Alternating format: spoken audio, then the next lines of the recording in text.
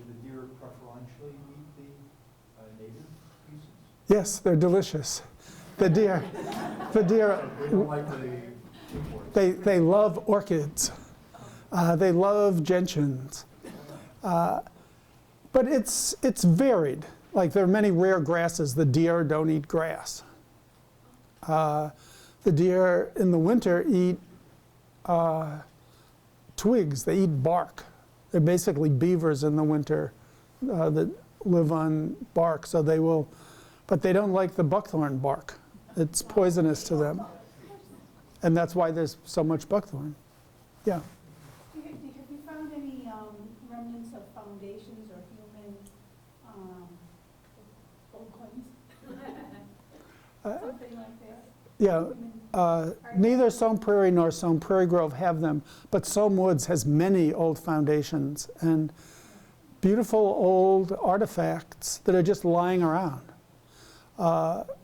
Do people know who Louis Warehane was? Yeah, many Northbrook people remember the last farmer in Northbrook, Louis Warehane. His family owned Somme Woods. And we did a wonderful interview with him.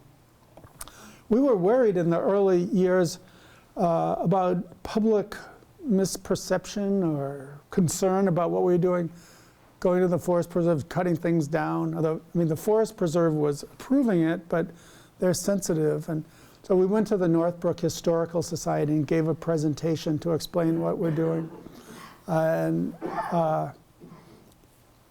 at the end, we said, any comments or questions? We said nervously. And there was silence. Anything? And slowly, all the heads of the room slowly turned toward the back of the room, and they were all looking at one person, Louis Warehane, who was sitting in the back of the room. And Louis stood up and said, my father owned that land, and the Forest Preserve took it away from him. He took good care of that land. It was beautiful land. When he saw what the Forest Preserve was letting happen to it, it just about killed him. You people are doing the right thing. Okay.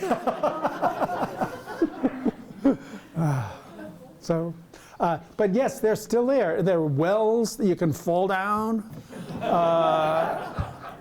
are old cisterns. I looked in one last summer. I saw a soccer ball down there. And, you know, people wander around and Volunteer.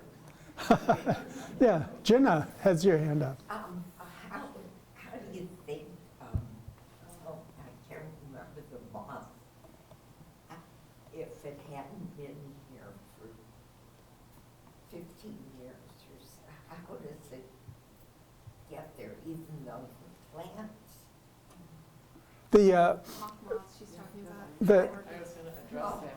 Well, there's the, we've got two lepidopterans here, and I'll talk about one, and then Jean, maybe you can talk about the other one, your thoughts. The first one was the Edwards hairstreak butterfly, which the reigning lepidopterist of the region studied the site and said, I don't even think it is a natural savanna because this is the most common butterfly, now very rare, but if you go to a fine savanna, you'll find the Edwards hairstreak. And then a few years later, he came back to do a repeat study after we'd done, and he was the one who said, oh, now the Edwards hairstreak is the commonest butterfly here. He thought they didn't come from anywhere else, that they just don't, they're a little creature, they just don't travel that much. He thought there were a very few of them just surviving. And then when the habitat improved, then that they can lay 1,000 eggs a year, so you can have a pretty substantial increase if you do that. You want to say a word or two about the hawk moth? Do you want to say a word or two about the hawk moth? Yes. Because I noticed them, they were back last year. I've been growing Ventura for years and years, and I love that. And so I thought it was a hummingbird the first time I saw it. Yes. And then I realized And then last year, I saw them again in a couple different places, and not only there were several, they weren't just, you know, I usually see solo ones. So I was so excited to see them return. I'm So they're excited back. too. Yeah. That's great. Yeah, the hawk moth looks like a hummingbird. Some of them are as big as hummingbirds. And you know, they fly backwards like a hummingbird. They have these long tongues that unroll. Not that long, but if I was a moth, it would be that long. And these orchids have a tube. The nectar is down this long tube behind the flower. There's a huge amount of nectar, so it's the hawk moths love it if they find it and figure out what it is. And then they'll fly long distances looking for other ones. And we hope they'll come back, because that's one that does travel long distances. And now that there are so many orchids, maybe they'll find some woods. And the one that, there are many hawk moths, but only a couple of them can pollinate that rare orchid. You know, one of the things that we're always trying to do out there with all the plants and animals is figure out what's really going on, and if there are issues, what's causing the problem. With the hawk moths and the fact that we don't see very many, and it's wonderful to hear that people are seeing them, I've heard people who work with the orchids wonder if the cages that we put around the orchids to protect them from the deer actually keep the hawk moths out, because the mesh in the cages, compared to the size of a hawk moth, it's not tiny mesh, but you know, the hawk moths don't want to, they can't get in there very easily. So I think that's an issue that somehow we're going to have to think about, because we need the hawk moths back.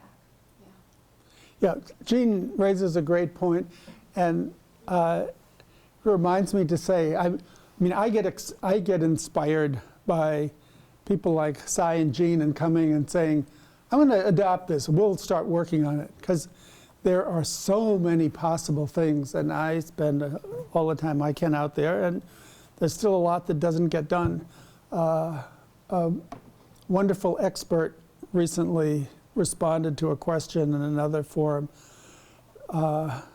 with this great line. He said, you have to understand, ecosystem restoration is not rocket science. It is way more complicated than rocket science. There are hundreds of species with great complications about all of them, and then their interrelationships with each other, and their relationship with the soil, and you know, the fungi, and this and that. So, I mean, one of the things we've talked about, maybe we should put some big cages to keep deer out of some bigger areas, and then the hawk moths would be able to fly in because the individual orchids wouldn't be in cages. But somebody would have to do it. Yes, yes, in the back row. You work with the Botanic Garden. Do you Yes. also work with other groups, other conservation groups in the state? Yes, anybody who'll work with us. And we work with the Forest Preserve District, with Audubon, with the Friends of the Forest Preserves, Friends of the River, the Field Museum, the Nature Conservancy, you know, everybody. And there are everyone can plug in here and there. Many high schools, many colleges help out in various ways. Yes, yes. I noticed on your website you have work days in March. Yes. Is that a good time to start getting involved? I recommend it highly. The intrepid people who show up on a night like this. Now, what we will do in March, Jean and Cy will be there, I'll be there. We cut buckthorn and throw it on a bonfire. And if you're sick of being inside all winter, as some of us are, it's actually warm around the bonfire. The buckthorn provides a service to us. And so that's what we'll be doing then. Is there a way to sign up, or what do you? You just come. Yes. You're Parking lot? You just meet the parking lot? go to our website. Some of the work days meet at the post office and walk in behind the post office. And some of them meet at the Somewoods parking lot, which is east of Waukegan, north of Dundee. Could I, Do we bring any tools? We have all the tools, we have gloves, we have snacks, golly, we've got it all. so I Yeah. just want to clarify about go to the website. Yeah, So the website I always go to when I want to know about the workdays is the North Branch Restoration Project website. So there's a group of preserves that all work together. They sort of Yeah. coordinate their workdays and stuff. And that's a good place to find out about workdays coming up. Well, the workdays are listed on the Somme. the Somme one will have all the Northbrook ones, yeah. So there are many places, the Forest Preserve has a website there. In other words, you could work your tail off anywhere. Yeah, oh yeah, yeah, you're very welcome to, there are sites in Glenview and Morton Grove and,